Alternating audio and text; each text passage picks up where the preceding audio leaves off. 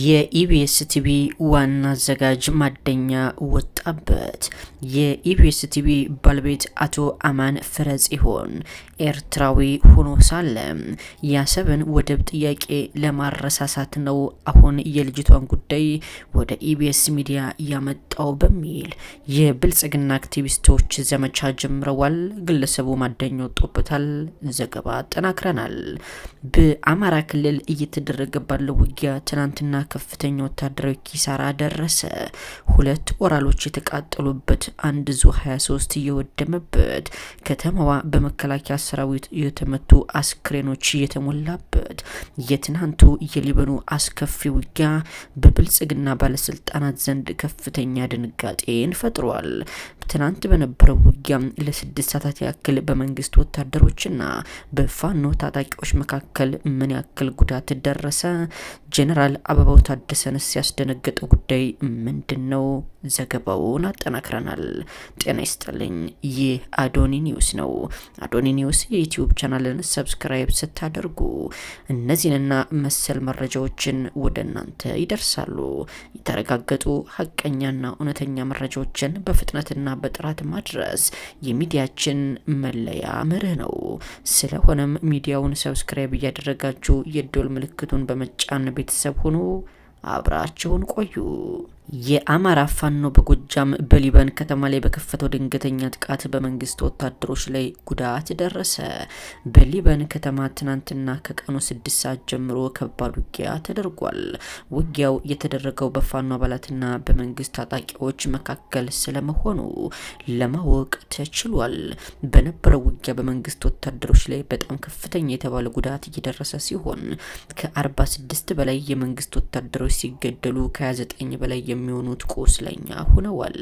ይህንን አሃዛዊ መረጃ ይፋ ያደረጉት የፋኖ አባላት ሲሆኑ በመንግስት አካላት በኩል ከተፈጠረው ድንጋጤ በዘለለ የተባለ ነገር የለም። ነገር ግን ውጊያውን በቅርበት ሲከታተሉ የነበሩ አንድ የአካባቢው አርሶ አደር እንደገለጹት ከሆነ ምን ያክል የመከላከያ ሰራዊት አባል እንደሞተ ቁጥሩን ለጊዜው በውል ባላውቅም፣ ነገር ግን በርካታ አስክሬኖች በጋሪ እየተነሱ ወደ ካምፕ ሲወሰዱ ተመልክቻለሁ ብለዋል። ጉዳቱ በብዛት የደረሰው በመንግስት ወታደሮች ላይ ቢሆንም በፋኖ በኩል ስለደረሰው ጉዳት የታወቀ ነገር የለም። ውጊያው ድንገተኛ ጥቃት በመሆኑ በመንግስት ወታደሮች ላይ ከፍተኛ የተባለ ጉዳትን ያስተናገደ ሲሆን 2 የቡድን መሳሪያ ከጥቅም ውጭ ተደርጓል።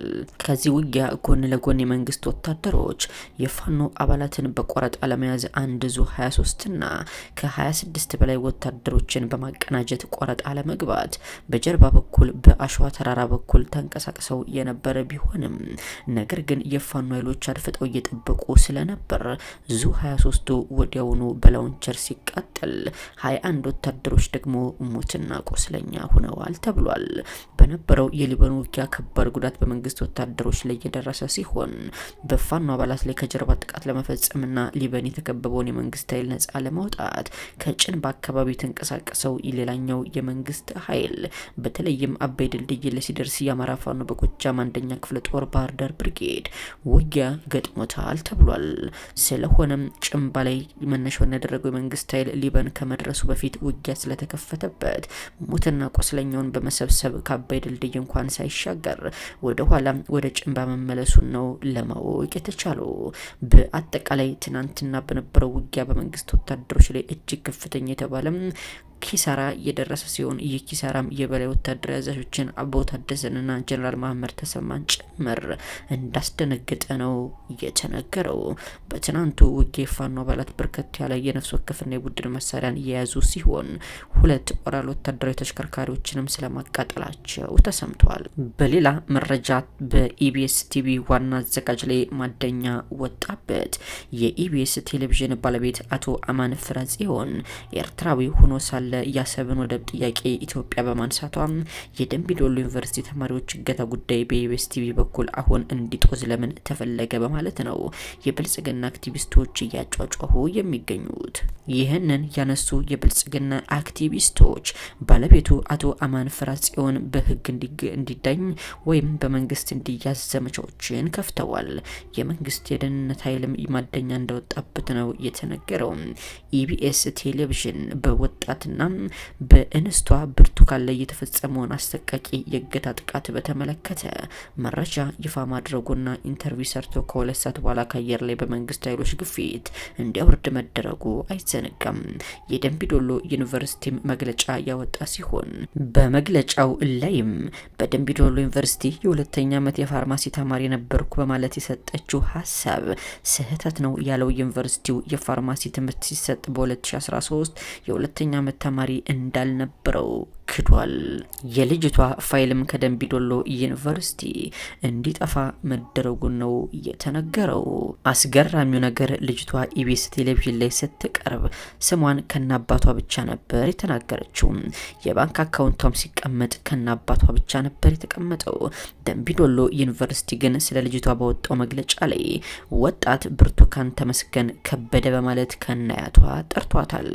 ታዲያ ደምቢዶሎ ዩኒቨርሲቲ የአያቷን ስም ከየት አመጣው የሚለው የበርካቶች ጥያቄ ሆኗል። ይህም ልጅቷ በደምቢዶሎ ዩኒቨርሲቲ በ2013 ዓመተ ምህረት ተማሪ እንደነበረች ራሱ ደምቢዶሎ ዩኒቨርሲቲ በገዛፉ አረጋግጧል ሲሉ ደምድመዋል።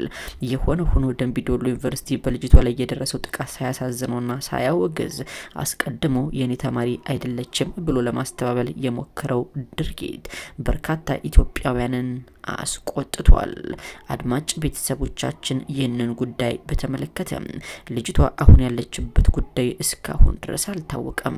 አንዳንዶቹ በመንግስት ኃይሎች ተይዛለች የሚሉ መረጃዎችን እያሰራጩ ቢሆንም ነገር ግን ወጣት ብርቱካን ተመስገን አሁን በምን አይነት ሁኔታ ላይ እንደምትገኝ አልታወቀም። በቪዲዮ ላይ በተቀመጠው ስልክ ቁጥርም ሲደወል ስልኩ አይመልስም። ተማሪዋ በተለይም በደምቢዶሎ ዩኒቨርሲቲ 2013 የትምህርት ዘመን ጥቃት ተፈጽሞባት ታግታል። 1 ዓመት ከ6 ወር መቆየቷ አይዘነጋም። ይህንን ሚዲያ ፕሮግራም በመስራት የምትታወቀው ጋዜጠኛ ሉዓል ደግሞ በትናንትናው ዕለት ማለዳ ታስራ ትናንት ምሽት መለቀቋን ምንጮች ገልጸዋል።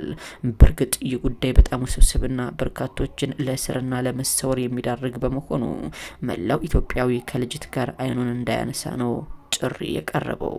አድማጮቻችን ለዛሬ አበቃን። በደህና ቆዩ።